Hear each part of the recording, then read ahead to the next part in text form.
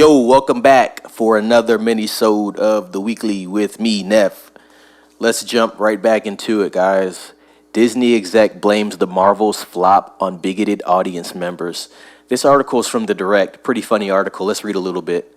A Disney executive reportedly blames sexist audience members for the recent box office failures of films like The Marvels.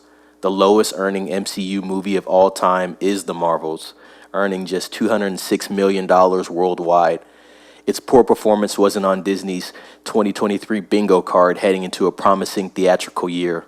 Ultimately, Disney was outgrossed by Universal Pictures at last year's global box office, and disappointments like Indiana Jones and the Dial of Destiny, Haunted Mansion, and Wish outweighed successes like Guardians of the Galaxy 3.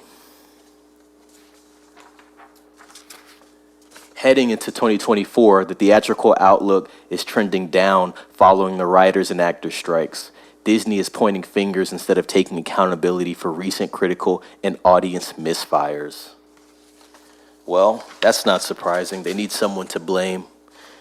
You know, we talked about Captain Marvel. Wasn't a bad film at all. Brie Larson actually did good. People didn't really dislike her at that point. It made $1 billion at the box office. It was a smash. I enjoyed the movie. I didn't think it was that bad, but, you know, this is that the situation I talk about where you see movies getting killed before they even come out. Bad press, bad information coming out about the film can really spin how people approach going to watch the film and their perspective of the film before it even comes out. I know with the Marvels, they had a lot of reshoots that they had to do too. So it was just becoming an expensive mess. They didn't really know what direction they wanted to go into. And then, like I said, people don't really like Brie Larson. Something about it rubs people the wrong way, and so that was an issue as well. I remember seeing an interview with her where they asked her if she wanted to come back and play Captain Marvel, and she didn't really have an answer for it. I believe she said, if they allow me to. So she didn't seem too excited about it as well as at all. But yeah, you know, they can't be blaming the audience. We talked about this with Marvel and Disney. They try to cater to an audience that doesn't care about the films that they put out, and they like to disregard the audience that actually does care about the material. If they cater to the audience that cares about the material, well, then they'll reap the rewards of that. But if they continue to blame the audience, make films and projects that don't cater to their core audience, they're going to continue to have flops on their hands. We've seen this for the last couple years coming out of Disney and Marvel. I'm not surprised by this. I'm also not surprised that the exec is trying to point fingers at the fan base. Once again, like I said, you're pointing fingers at a fan base that you didn't even cater to. So how can you point fingers at them and expect them to like a product that they don't respect? They have to respect the product. If you were respectable of the product, maybe they would respect the product in return. This isn't surprising to me.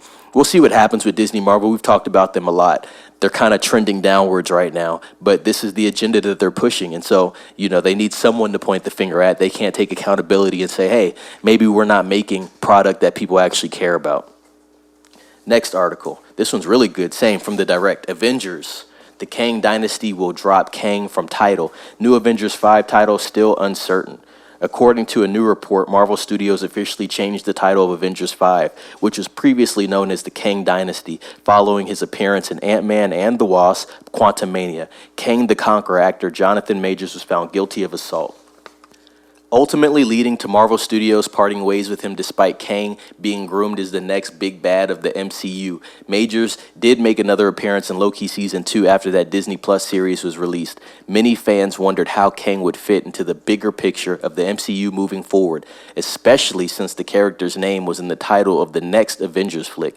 Many also questioned the nature of Avengers 5 in general, seeing as how it was set up to put so much focus on Majors and his character.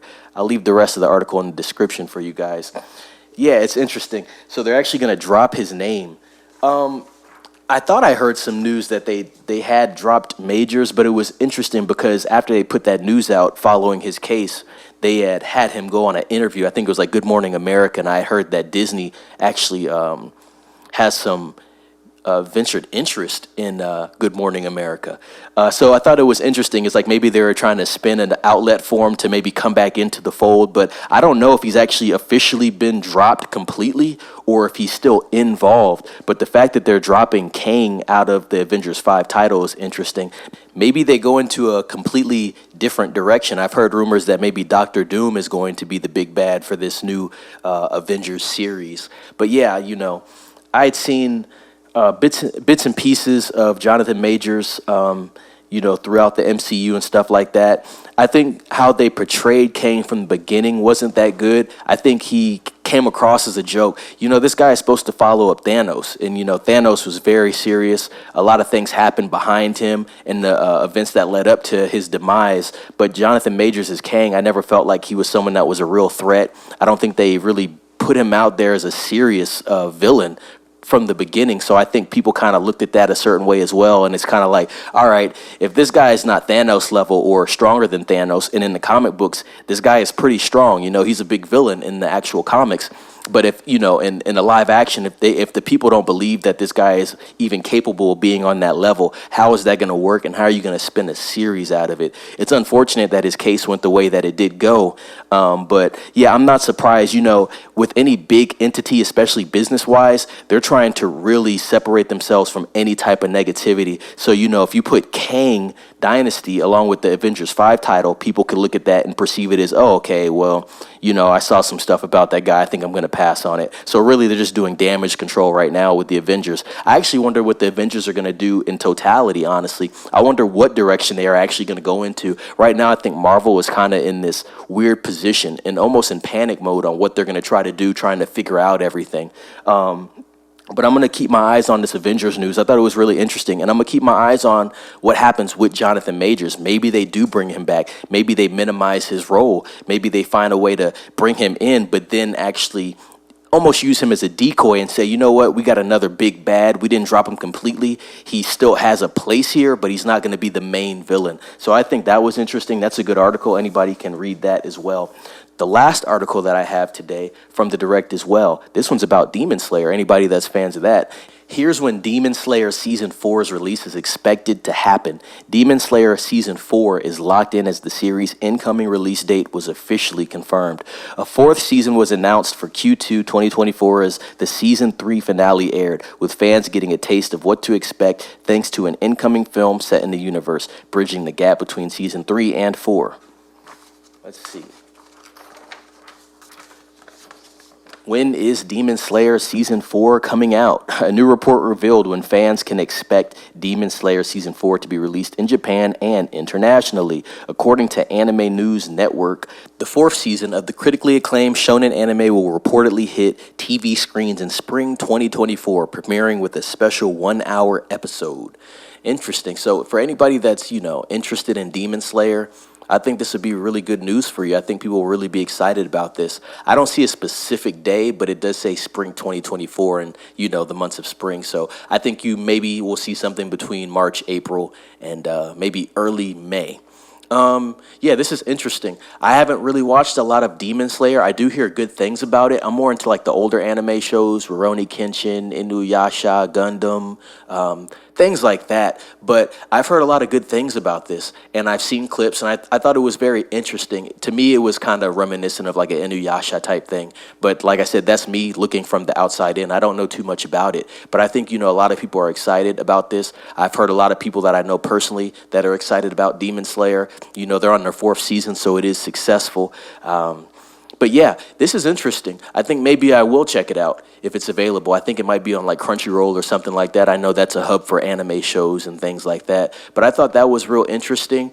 I don't know if there's any other key information on Demon Slayer and what they actually are going to be talking about in this season. But for anybody that is excited about that, that's just some cool news for you. I will advise that if anybody who's into Yu Yu Hakusho, they do have the live action on Netflix, and I was a fan of Yu Yu Hakusho as well when I was growing up, and I can say that the live action show is pretty good. I thought the visuals were great. I thought the story was good. There's some things that they did tweak, I think, for a more mainstream audience, but the Yu Yu Hakusho on Netflix is a show that I actually advise that people go watch if they are into Yu Yu Hakusho at all. Like we said, we've talked about Avatar as well. I'm hearing some mixed things about that, but for the most part, I've heard positive things. So yeah, just some other anime-esque shows that are out right now and do have live action now. Like I said, Demon Slayer, it's not live action, it is anime, but I think if anybody's just interested in that genre, I think that's some good information for you guys. Anyway, I think that's going to do it for this broadcast of The Weekly with me, Neff. I appreciate you guys being around, listening, participating. Like, subscribe, comment, ring the bell for notifications, and stay tuned for the next episodes of the Popcorn Square podcast that come out on Mondays and Fridays. We are back on track. I'm excited about that. And be safe. I'll be back for another broadcast soon.